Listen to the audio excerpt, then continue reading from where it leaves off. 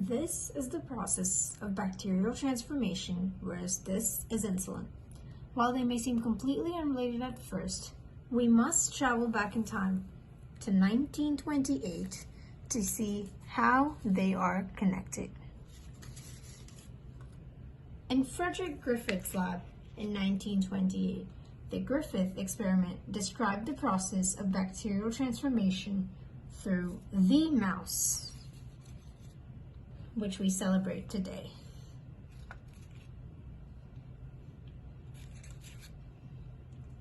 The experiment had 4 sets of mice, each injected with different solutions. The first control group was injected with a living pathogenic strain of bacteria, causing the mice to die. The second control group was injected with living non-pathogenic bacteria, allowing the mice to live. The third control group was injected with non-living heat-killed bacteria with the pathogenic genes still in their DNA, and the mice survived. The fourth and experimental group was injected with both living non-pathogenic bacteria as well as heat-killed bacteria, and the results baffled the scientists back then. The mice died.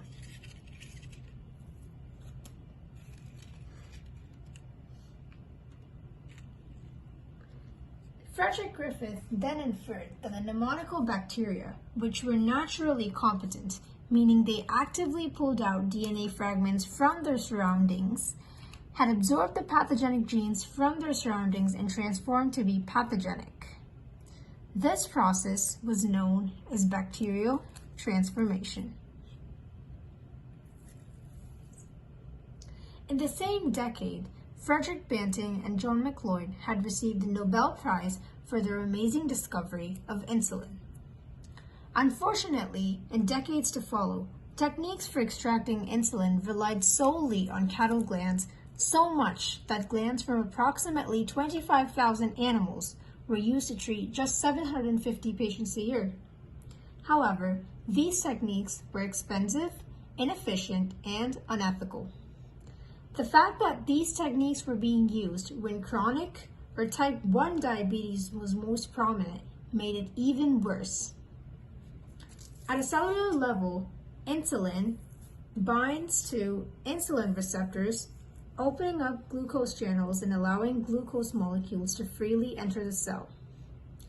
When there is a lack of insulin, these glucose channels remain closed, causing the glucose molecules to continue to stay in the bloodstream, increasing blood glucose amounts to dangerously high levels.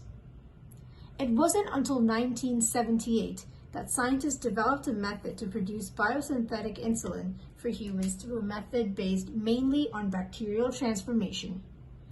The non-competent E. coli bacteria used to produce insulin would be given heat shocks to activate their pores and placed in a solution to come in contact with a human insulin-producing gene. This technique has been used with different variations ever since to produce the large amounts of insulin used today.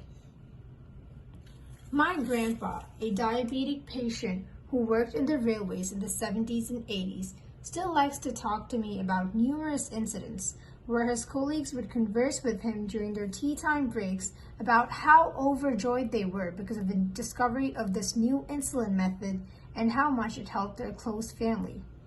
So these discoveries haven't just helped my family, it has helped people across the globe for their fight against diabetes.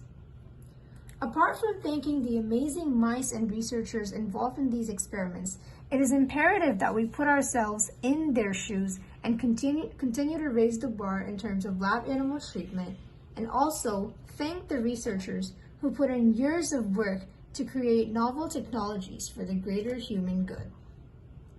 Thank you, and here are the resources.